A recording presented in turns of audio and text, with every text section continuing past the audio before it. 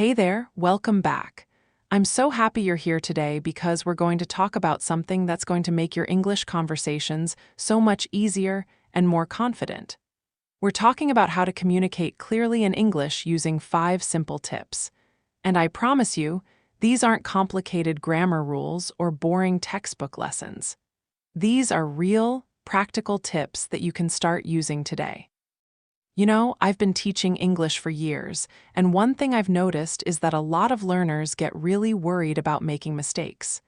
They think, oh no, my grammar isn't perfect, or my accent isn't right, so people won't understand me. But here's the truth. Clear communication isn't about being perfect. It's about being understood, and that's what we're going to focus on today. Before we jump into the tips, I want you to think about something. Have you ever had a conversation in English where you felt really frustrated? Maybe you knew what you wanted to say, but the words just wouldn't come out right. Or maybe someone didn't understand you, and you had to repeat yourself 3 or 4 times. Yeah, I've been there too. It's not a great feeling, right?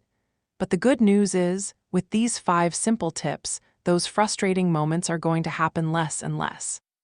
You're going to feel more confident, more natural, and honestly, more like yourself when you speak English. So grab a cup of coffee or tea, get comfortable, and let's dive in. All right, tip number 1, speak slowly and clearly. Now, I know what you might be thinking, but I want to sound like a native speaker. I want to speak fast and fluent, and I totally get that. But here's the thing. Even native speakers don't always speak super fast. In fact, when we want to make sure someone understands us, we slow down. We take our time. We pronounce each word clearly. Think about it this way. If you're driving in a new city, do you go really fast? No, right? You slow down, you look at the signs, you make sure you're going the right way. Speaking English is the same. When you slow down, you give yourself time to think about what you want to say. You give your mouth time to form the words correctly. And you give the other person time to understand you. I had a student once, her name was Maria, and she was from Brazil. Maria was so smart, and her English was actually pretty good. But she had this habit of speaking really, really fast. She would rush through her sentences, and sometimes I couldn't understand what she was saying, not because her English was bad, but because she was going too fast. So I told her, Maria, I want you to try something. Next time we talk, I want you to speak at half your normal speed. Just slow everything down. And you know what? The difference was amazing. Suddenly, I could understand every word. Her pronunciation was clearer. Her sentences made more sense. And the best part? Maria felt more confident too. She told me, wow, when I slow down, I actually have time to think about what I'm saying. I make fewer mistakes, and people understand me better. So that's tip number 1. Don't be afraid to slow down. Clear communication is way more important than fast communication. And honestly, when you speak clearly, people respect you more. They see that you're taking the conversation seriously. They see that you want to be understood. And that's a really good thing. Now, let's talk about tip number 2. Use simple words and short sentences. This is huge, okay? A lot of English learners think they need to use big, fancy words to sound smart or professional. But that's not true at all. In fact, using simple words makes you sound more confident and more natural. Native English speakers use simple words all the time. We say things like, I'm tired instead of I'm experiencing extreme fatigue. We say, let's meet up instead of shall we arrange a rendezvous? Simple words are powerful because everyone understands them. They're clear, they're direct, they get your message across. The same thing goes for sentence length. Short sentences are easier to understand. They're easier to say, and they're easier for your listener to follow. If you try to pack too many ideas into one long sentence, you're going to confuse people. And you might confuse yourself too. Let me give you an example. Let's say you want to tell your friend about your weekend. You could say, this past weekend, I went to the park with my family and we had a picnic and the weather was really nice and we played some games and then we went home because it started to rain. Phew, that's a lot, right? It's one long sentence with a lot of information. Now let's break it up. I went to the park with my family this weekend. We had a picnic. The weather was really nice.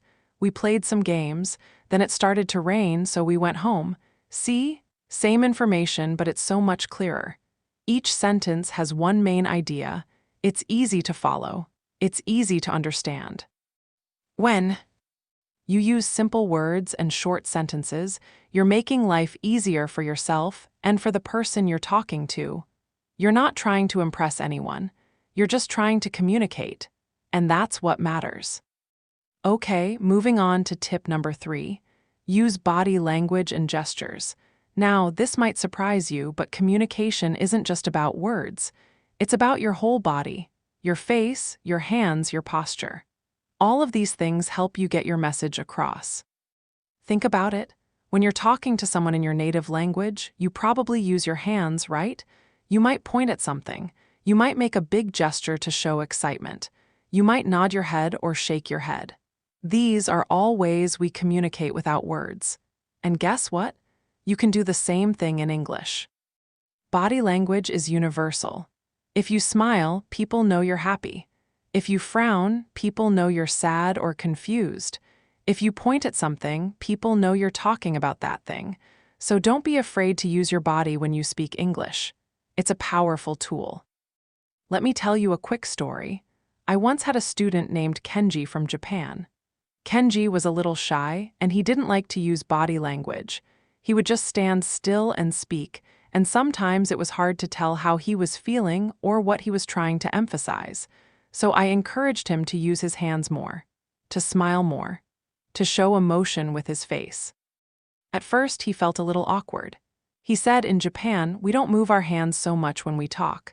And I said, that's okay, but in English-speaking cultures we do, and it really helps people understand you.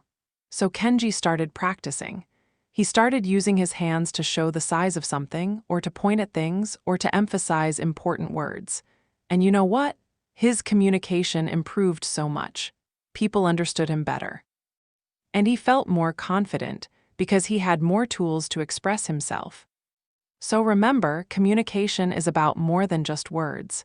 Use your face, use your hands, use your whole body. It's going to make a huge difference. All right, let's move on to tip number 4. Don't be afraid to ask for help or clarification. This is so important, and a lot of learners forget about it. If you don't understand something, or if someone doesn't understand you, it's okay to ask for help. It's okay to say, can you repeat that? Or, I didn't understand, can you say it again? Or, what does that word mean? A lot of learners feel embarrassed to ask questions. They think, oh no, I should know this, or if I ask, people will think my English is bad. But that's not true at all. Asking questions shows that you're engaged. It shows that you care about the conversation. It shows that you want to understand and be understood. And honestly, native speakers do this all the time too. We ask each other to repeat things. We ask for clarification. It's a normal part of conversation. Let me give you some useful phrases you can use. If someone says something and you don't understand, you can say, sorry, I didn't catch that. Can you say it again? Or can you speak a little slower, please? If there's a word you don't know, you can say, what does that word mean? Or, I'm not familiar with that word, can you explain it? And if someone doesn't understand you, you can say, let me say that in a different way, or let me explain it again. These phrases are like magic. They keep the conversation going. They prevent misunderstandings. And they show that you're a good communicator because you're making sure everyone is on the same page.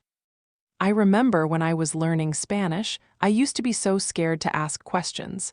I thought people would judge me or think I wasn't trying hard enough. But then I realized when I ask questions, conversations get better. People appreciate it. They see that I'm really trying to understand, and they're usually happy to help. So don't be shy. Ask for help when you need it. Ask for clarification. It's one of the best things you can do to improve your communication skills. Now we're on to tip number 5, and this is a big one. Practice active listening. Active listening means you're not just hearing the words someone is saying. You're really paying attention. You're thinking about what they mean. You're showing that you're interested and engaged.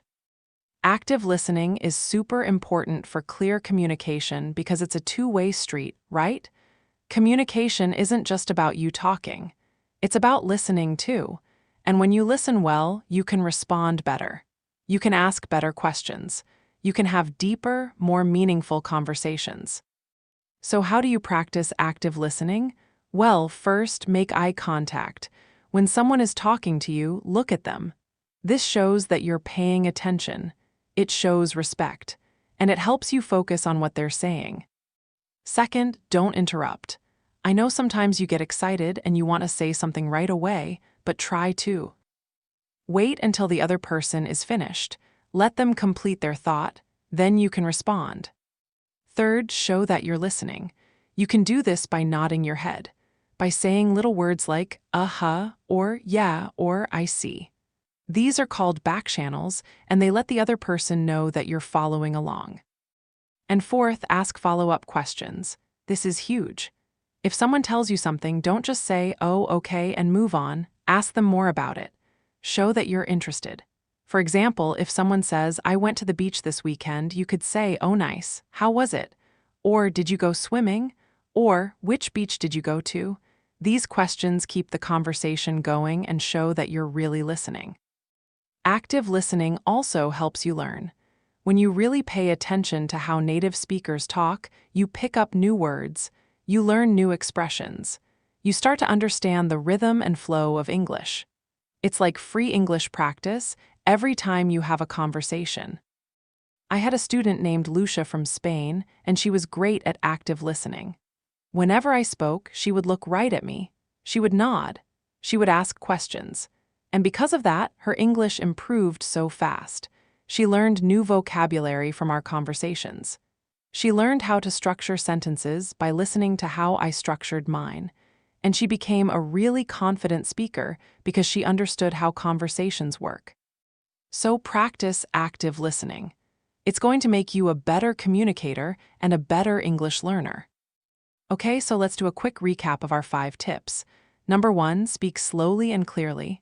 Don't rush. Take your time. Make sure each word is pronounced well. Number 2, use simple words and short sentences. Don't try to sound fancy. Just be clear and direct. Number 3, use body language and gestures. Communication is about more than words. Use your whole body to express yourself. Number 4, don't be afraid to ask for help or clarification. If you don't understand something, ask. If someone doesn't understand you, explain it again. It's okay. It's normal. And number 5, practice active listening. Pay attention to the other person.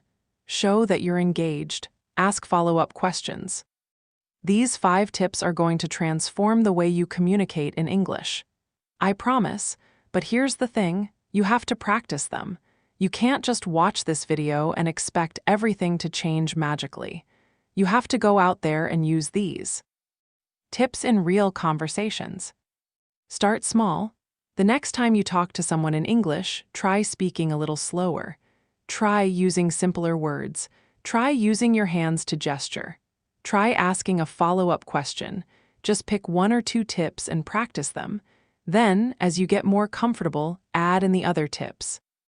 And remember, making mistakes is okay. In fact, making mistakes is how you learn. Every time you have a conversation in English, you're getting better, even if it feels awkward, even if you mess up. You're building your skills, you're building your confidence. I want to share one more story with you before we finish. I had a student named Ahmed from Egypt, and when he first started learning English, he was so nervous. He would barely speak. He was afraid of making mistakes. He was afraid people wouldn't understand him, but I kept encouraging him. I said, Ahmed, just try, just practice, use these tips. It's okay if it's not perfect. And slowly, Ahmed started to open up.